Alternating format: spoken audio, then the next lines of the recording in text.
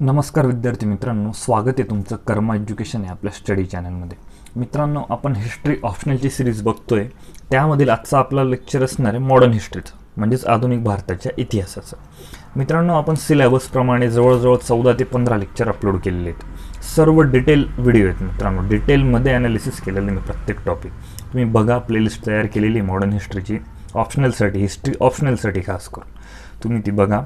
त्यामध्ये मित्रांनो आपण मॉडर्न हिस्ट्री सिलेबसप्रमाणे युरोपियनच्या आगमनापासून सुरुवात केली. युरोपीय आले भारतामध्ये, व्यापार केला, राजकीय हस्तक्षेप केला व इतर सर्व मुद्दे बघितले.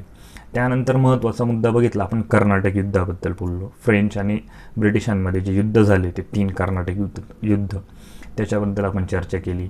त्यानंतर मग ब्रिटिशांचं जे धोरण होतं पूर्ण भारत जिंकून घ्यायचं, आता राजकीय हस्तक्षेप करायचा हा त्यांचा हेतू होता. त्यानुसार त्यांनी बंगाल जिंकलं, त्यानंतर कर्नाटक तर जिंकलंच होतं.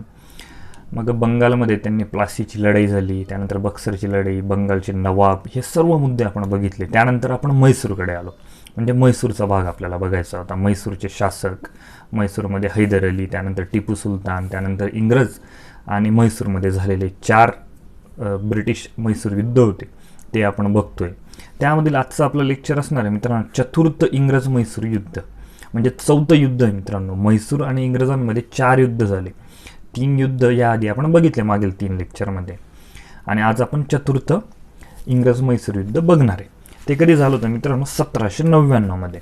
तुम्ही ऐका, तुम्हाला गोष्टीसारखं समजून देईल मित्रांनो. एकदम सोपा टॉपिक आहे आणि महत्त्वाचा टॉपिक आहे.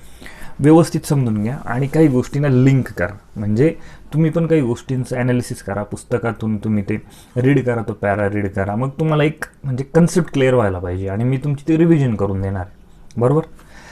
तर 1799मध्ये हे चतुर्थ इंग्रज म्हैसूर युद्ध झालं होतं मित्रांनो. तारीख काय? 1799, बरोबर? तर मित्रांनो, त्याआधी 1 वर्षापूर्वी गव्हर्नर जनरल म्हणून कोण आला होता ब्रिटिशांसाठी? कोण आला होता? तर वेल्जली, म्हणजे वेलस्ले सुद्धा म्हणतो आपण त्याला काही ठिकाणी, आणि काही पुस्तकांमध्ये त्याला वेल्जली म्हणतात.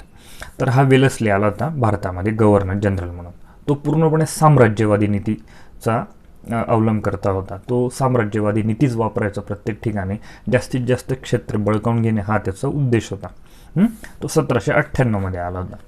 मग त्यानंतर त्याने भारताचं ॲनालिसिस केलं. कोणते संकट आहे, कोणते प्लस पॉईंट, निगेटिव्ह पॉईंट आहे, हे सर्व त्याने ॲनालिसिस केलं भारतामध्ये आल्यावर. भारतामधील इतर जे क्षेत्र होते ज्यावर अजून ब्रिटिश सत्ता स्थापन होण्याची बाकी होती, त्याकडे त्यांनी खास करून ॲनालिसिस केलं. कोणी? तर या वेलस्लीने. तर त्याला एक म्हणजे कन्क्लुजन काढलं त्यांनी की आता नेपोलियनच्या आक्रमणाची भीती, नेपोलियन भारताकडे येत होता अशी स्थिती निर्माण झालेली होती. आणि नेपोलियनच्या कॉन्टॅक्टमध्ये असणारे जेही काही राजे महाराजे होते, त्यांना त्याची भीती वाटत होती वेल्जलीला. कारण की नेपोलियन जर आला तर भारतामधून आपली सत्ता जाऊ शकते असा अंदाज होता त्याचा. मग म्हणून वेल्जलीने ठरवलं, वेलस्लीने ठरवलं की आता शांततेचं धोरण आपल्याला परवडणार नाही, आपल्याला पण आक्रमक नीती वापरावीच लागेल. कारण की नेपोलियन जर आला तर ब्रिटिशांना भारतामधून जावं लागेल अशी स्थिती निर्माण झाली होती. कारण की नेपोलियन पूर्ण जो पश्चिमकडनं येत होता, जिंकत येत होता. आणि नेपोलियन हा फ्रान्सचा होता. फ्रान्स ऑलरेडी भारतामध्ये होतेच, त्यांनी बी थोड्यापैकी त्यांनी वसाहत निर्माण केलेलीच होती. आणि नेपोलियन भारतात यावा अशी बऱ्याच क्षत्रिय राजांची इच्छा होती, जेणेकरून ब्रिटिश भारतातून जातील. त्यामध्येच एक होता टिपू सुलतान. टिपू सुलतानला सुद्धा वाटत होतं की नेपोलियनने भारतात यावं आणि ब्रिटिशांना भारतातून हकलून न्यावं. त्यामुळे या वेल्जलीने काय केलं? नेपोलियनशी कॉन्टॅक्ट असणारा आणि निमंत्रण देणारा टिपूचा कायमचा काटा काढण्याचा होता. आणि वेल्जलीला हे माहीत होतं की नेपोलियनला निमंत्रण देऊ शकणारा कोण होता? तर टिपू सुलतान. याचा आता कायमचा काटा काढला पाहिजे आणि म्हैसूर आपल्या राज्यामध्ये पूर्णपणे आता अधिकृतरित्या आपल्या राज्यात समाविष्ट करायला पाहिजे अशी वेलस्लीची इच्छा होती. मग त्या दृष्टीने त्याने तैनाती फौजचा अवलंब केला होता. वेल्जलीने तैनाती फौज तो लावत होता, म्हणजे राज्याच्या बाहेर आपली सैन्य असेल आणि त्याच राज्याला या सैन्याचा खर्च करावा लागेल अशी एक तैनाती फौज होती. आता तैनाती फौजबद्दल मी तुम्हाला व्यवस्थित पुढे सांगेलच. ज्यावेळेस आपण या लॉर्ड वेल्जलीबद्दल बोलणार आहे, त्याची नीती, त्याने कशाप्रकारे कारभार केला त्याच्याबद्दल आपण तिथं बोलू. तैनाती फौज काय होती, कशी होती. आता एवढं लक्षात घ्या की त्याने तैनाती फौजचा अवलंब केला. त्यानंतर मग त्याने टिपू सुलतानवर त्याला युद्ध लादायचं होतं आणि त्यामुळे तो त्या दृष्टीने पाऊल टाकत होता. मग त्याने टिपू सुलतानवर आरोप केला की टिपू सुलतान हा निजाम हैदराबादचा निजाम आहे त्याच्या कॉन्टॅक्टमध्ये, त्यानंतर मराठ्यांच्या कॉन्टॅक्टमध्ये, आणि यांना सगळ्यांना घेऊन तो इंग्रजांविरुद्ध षडयंत्र करू इच्छितो, असा त्याच्यावर आरोप ठेवला गेला टिपू सुलतानवर. त्याचबरोबर इथं आता मराठे झाले, निजाम झाले, हे क्षत्रिय राजे. त्यानंतर जे विदेशी ज्या शक्ती होत्या त्याच्यामध्ये फ्रान्स होता, फ्रान्स म्हणजे नेपोलियन आला. त्यानंतर तुर्कस्तान, अफगाणिस्तान, मॉरिशस या सर्वांसोबत नेपोलियनचे कॉन्टॅक्ट होते, टिपू सुलतानचे कॉन्टॅक्ट होते. नेपोलियन बरोबरच अफगाणिस्तान, मॉरिशस झालं, तुर्कस्तान झालं, या ठिकाणी टिपू सुलतान हा दूत पाठवत होता, जेणेकरून आपण सर्व संघटन मिळून ब्रिटिशांना भारतातून हकलून देऊ, अशा प्रकारची त्याची प्लॅनिंग चालू होती. ही वेलजेलीच्या लक्षात आली होती. हे सगळे आरोप त्याने टिपू सुलतानवर लावले आणि त्याच्यावर युद्ध लादण्याचा प्रयत्न केला. त्यानुसार 1799मध्ये, मग पुढील वर्षी 1798मध्ये वेलजेली आला, लॉर्ड वेलजेली आला, आणि 1799मध्येच त्याने टिपू सुलतानच्या विरोधामध्ये मोहीम उभारली.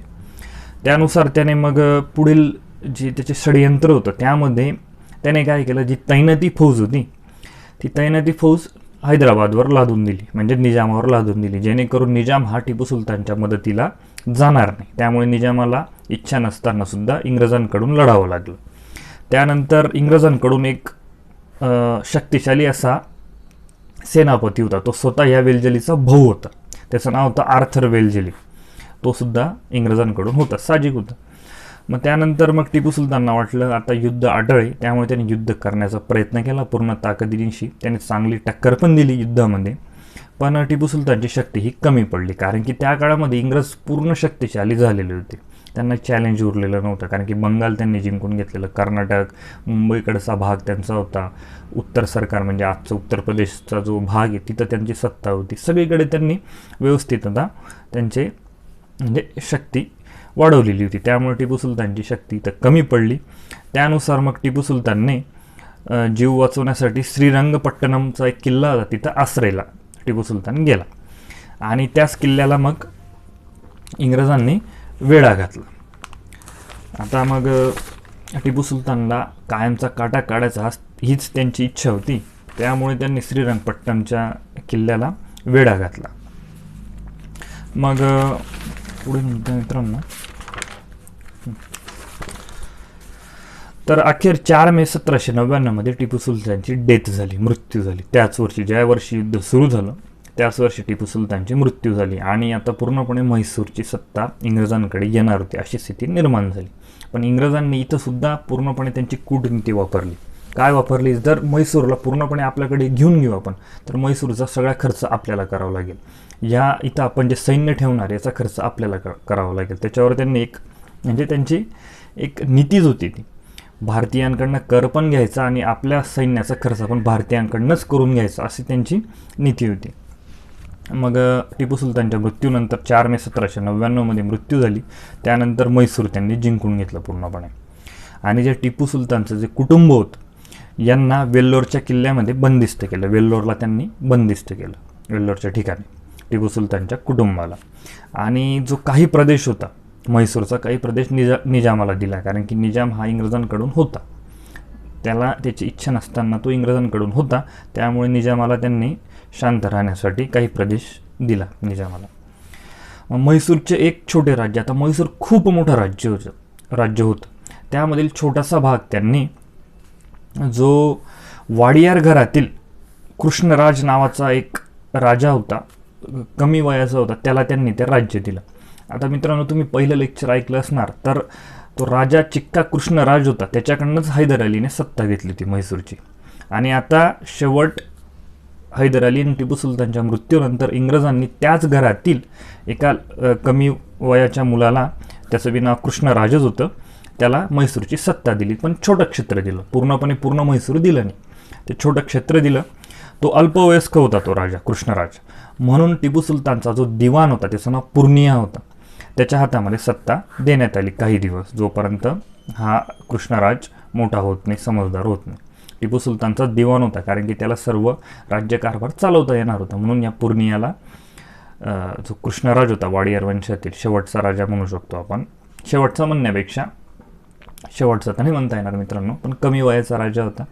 इंग्रजांनीच त्याला बसवलेलं होतं. आणि मग ह्या पूर्णियाचा दिवाण, टिपू सुलतानचा जो दिवाण होता पूर्णिया नावाचा, त्याला त्याच्याकडे सत्ता देण्यात आली. आणि म्हैसूरवर जे छोटं क्षेत्र होतं म्हैसूरचं, तिथं तैनाती फौज लावण्यात आली आणि त्या फौजचा पूर्णपणे खर्च हे म्हैसूर राज्य उचलेल असं पण ठरलं होतं. म्हणून आणि त्यानुसार पुढील एक महत्त्वाची घटना म्हणजे म्हैसूरचे जेवढे काही परराष्ट्र धोरण असणारे, परराष्ट्र व्यवहार असणारे, याच्यावर कंट्रोल पूर्णपणे इंग्रजांचं असणार आहे. आणि इंग्रज शक्तीच्या शिवाय फ्रान्स झाले, पोर्तुगीज झाले, इतर कोणत्याही शक्तींना म्हैसूरमध्ये एंट्री राहणार नाही असं त्याच्यामध्ये ठरलं होतं पूर्णपणे. म्हणजे म्हैसूर त्यांनी जिंकून पण घेतलं, छोटं क्षेत्र वाडियार वंशातील राजा कृष्णराजला देण्यात पण आलं. आणि स्वतःची जी फौज होती इंग्रजांची, खूप मोठी फौज, तैनाती फौज, जेणेकरून म्हैसूरमध्ये विद्रोह होणार नाही म्हणून ते फौज ठेवणार होते. त्या फौजचा सर्व काही खर्च ते म्हैसूर राज्यातील करावरच अवलंबून राहणार आहे. म्हणजे म्हैसूरच ते खर्च उचलेल असं त्याच्यामध्ये ठरलेलं होतं. आणि दुसरे युरोपीय अलाउड नव्हते आता म्हैसूरमध्ये व्यापार करण्यासाठी, जेणेकरून म्हैसूरमध्ये इंग्रजांना कोणी आव्हान देऊ शकणार, अशी इंग्रजांची ही नीती होती. आणि ह्या युद्धामध्ये, चतुर्थ इंग्रज म्हैसूर युद्धामध्ये, पूर्णपणे आता म्हैसूर इंग्रजांकडे येऊन गेलं होतं. टिपू सुलतान, हैदर अली यांची मृत्यू झालेली होती. आता त्यांना कोणी आव्हान उरलेलं नव्हतं म्हैसूरमध्ये. त्यानंतर त्यांचा पुढील टार्गेट आता मराठे होते. मराठ्यांनंतर पंजाबचा भाग होता, रणजित सिंग त्यांचा तो भाग जिंकणार होते. असं जे एक एक करून ते पूर्ण भारतावर त्यांची सत्ता जमवत होते. विचार करा मित्रांनो, जर आता इंग्रजांनी बंगालवर आक्रमण केलं, बंगालवर त्यांनी प्लासीची लढाई, बक्सरचे युद्ध हे त्यांनी लढले. जर पूर्ण भारतातील जेवढेही महत्त्वाचे राजे महाराजे होते त्यांनी जर इंग्रजांच्या विरोधात मोहीम उचलली असतील एकत्र करून, तर बंगाल तर काय त्यांना छोटं क्षेत्रसुद्धा जिंकता आलं नसतं. आपण आता ऑप्शनलचा अभ्यास करतोय, त्यामुळे ह्या गोष्टींचं ॲनालिसिस करा तुम्ही. जर एकी राहिली असती पूर्ण भारतातील राजांमध्ये, तर कदाचित हे चित्र राहिलं नसतं, इंग्रजांची शक्ती एवढी वाढली नसती. ठीक आहे, पण आता जे झालं आपल्याला तेच शिकून घ्यायचं आहे. पण ॲनालिसिस करा तुम्ही या गोष्टींचा, आणि आपल्या लाईफमध्ये या गोष्टी अवलंब करायला पाहिजे. आपण पण एकीनेच वागायला पाहिजे. फक्त मला किंवा तुम्हाला पास व्हायचं नाही, आपल्या सगळ्यांना पास व्हायचं आणि देशाची सेवा करायची. हे पास व्हायचं आहे स्पर्धा परीक्षांसाठी, पण ज्याही क्षेत्रामध्ये आपण आहे त्या क्षेत्रामध्ये सर्वांना घेऊन जायचं, सोबत ठेवायचं आणि चांगलं काम करायचं. ही पण आपण इथं इतिहासापासून ही शिकवण घ्यायला पाहिजे. तर मित्रांनो, आजचं हे लेक्चर तुम्हाला आवडलं असेल, समजलं असेल, तर नक्कीच तुम्ही तुमच्या मित्रांना शेअर करा, नक्कीच शेअर करा मित्रांनो. आणि अभ्यास करत राहा. काही चुकलं असेल तर मला कमेंट बॉक्समध्ये नक्कीच कळवा, आणि आवडलं असेल तेही कमेंट बॉक्समध्ये कळवा. मित्रांनो, धन्यवाद.